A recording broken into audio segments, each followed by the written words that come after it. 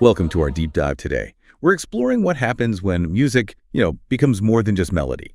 When it's a statement, maybe even a call to action. Our mission really is to unpack this question.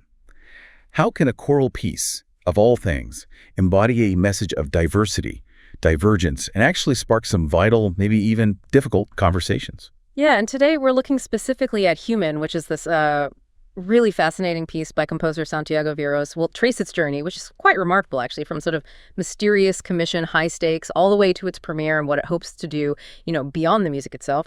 And the sources we have give us this rare glimpse, really, into the composer's mind, blending that artistic ambition with some pretty urgent social commentary. Okay, so this project kicked off back in 2019. A commission focused, like you said, on diversity and divergence. And the task was to set this specific poem to music. A poem supposedly written by a young person, someone who'd faced, extraordinary hardship, but found courage in their story. It sounds like there's this mix of maybe myth and verified facts around how it all started. Exactly. And what's really key here is the career significance for Santiago. I mean, this wasn't just another commission. This was a shot at a world premiere at the ACDA conference. That's the American Choral Directors Association. For anyone listening who doesn't know, that's basically the biggest stage for choral music in North America. A premiere there, it's huge. A massive milestone for a composer. Santiago Veros was just 29. It was actually his third ACDA commission, which is pretty amazing in itself, but it was his first time actually attending the conference. Wow, third commission at 29, that's impressive.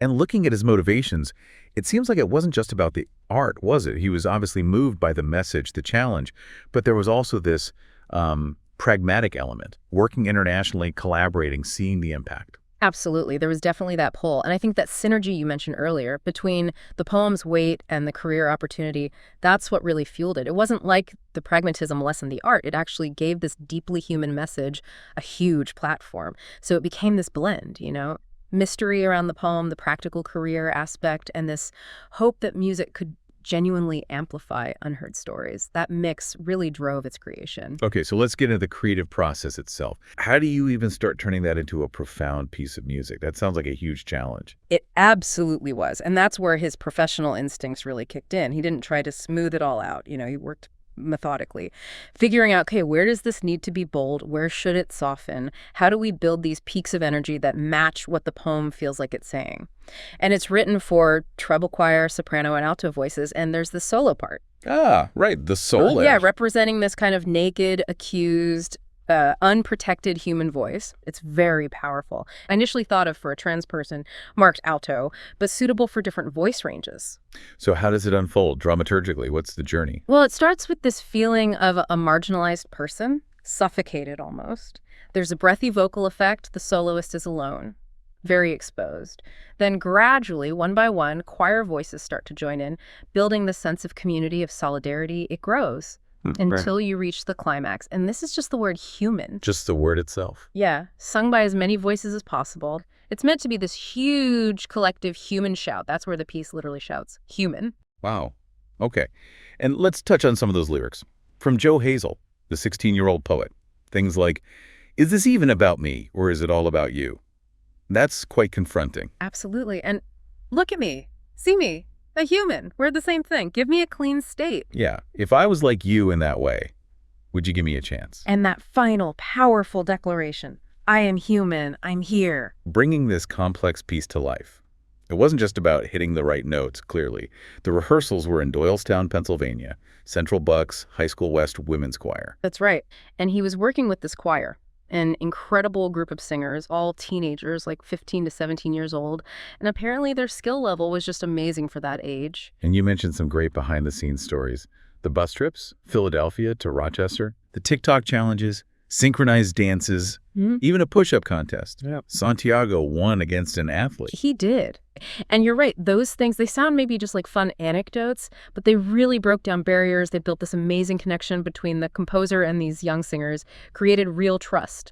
And probably the best story is the birthday surprise for Santiago. There was this running joke about him liking Wawa Soup on their road trip stuff. Soup like from the convenience store. Exactly. Cheap, no-frills soup, which, as they noted, became absolutely bizarre as birthday party food. So for his birthday, the choir surprised him with buckets of this Wawa soup. bucket. Way, yeah. Yeah, it turned into this hilarious, laughter-filled evening, just pure, unexpected joy. A really human moment. That's fantastic. It sounds like those experiences really transformed it from just a performance into something, well, shared. Music, camaraderie, Wawa Soup. Pretty much. Okay, so let's pivot a bit. For a piece born from this really unique journey, who's human actually for? What kind of choir should tackle this? Well, the composer's pretty explicit about this. Human is for choir seeking a challenge, period. It's definitely not intended for a group that's simply getting by. It demands a really high level of precision, rhythmically and vocally. The rhythms are described as intricate and relentless. Any small slip in timing and synchronization, and apparently the whole thing can just unravel. Wow, okay. So relentless is the word. Yeah. So it's really targeting singers who want to push their limits, refine technique, explore contemporary stuff. You mentioned each voice part is exposed, lots of divisi passages. That's where the parts split it even further, right? Exactly. It creates these really rich, complex textures, but it means every singer has to be incredibly secure in their intonation, their awareness of the whole ensemble. Right. It requires intense focus from everyone. You even called it almost a competition piece. Is there a risk, though, that focusing so much on the technical difficulty might overshadow that deep social message it carries? That's a really fair question. And yes, it is demanding, like a competition piece, something you'd program to really make a statement about your choir's abilities. But the composer's intent, from what we understand, was always for the technique to serve the message, to amplify it, not hide it. The intensity, the relentless drive, the way individual voices are exposed, it's all meant to underscore the poem's raw urgency. So yes, it's a massive test for an advanced treble choir, but the hope is the audience leaves feeling the content moved, maybe provoked, not just impressed by the technical firework. That makes sense, serving the message. So beyond the performance itself, what does Santiago Veros really hope this piece does? What conversations does he want it to spark? More than anything, the sources say he hopes human sparks conversation. Simple as that, but also profound. Conversation about how we treat each other, about the conflicts, the divisions we see everywhere, about the need to talk honestly, really honestly, about discrimination, inclusion, our shared humanity. The goal seems to be that people leave the concert maybe a little shaken, moved to think about their own lives, our collective responsibilities. And he specifically hopes it helps directors and singers too, right? That human creates space for those conversations that are sometimes, well, uncomfortable, avoided, maybe even taboo, but really necessary. Exactly. It's grounded in this belief that, if we actually want a better, more inclusive world, we have to start by truly seeing each other as equals, acknowledging how society still renders some voices invisible. And maybe, as Santiago suggests, the younger generation, the kids who sang it, maybe they get this instinctively already. For others, perhaps it's a prompt, a time to rethink, rebuild, find the courage for those open talks. Because, at the end of the day, we are all human, and it's up to us to make that phrase actually mean something. It feels like an urgent call. A really powerful call. And that brings us right back where we started, doesn't it? Music as a catalyst. Human really shows how a piece of art, born from such a unique story and a challenging process, can absolutely become a call to action. Yeah, this deep dive really highlights how complex, demanding art can shine a light on complex social issues. It pushes us, maybe uncomfortably, to engage with these necessary conversations about who we are together. It really makes you think, doesn't it? What role can art play in sparking these kinds of dialogues in your own life, in your community? So the thought we want to leave you with today is this. What stories out there do you believe desperately need a voice?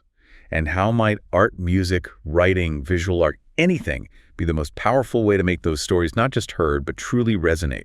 And if you want to experience this piece yourself, you absolutely can. You can find performances of Human on the Santiago Veros YouTube channel. And for any choir directors or singers out there who might be interested in tackling this challenging, impactful work, you can head over to santiagoveros.site.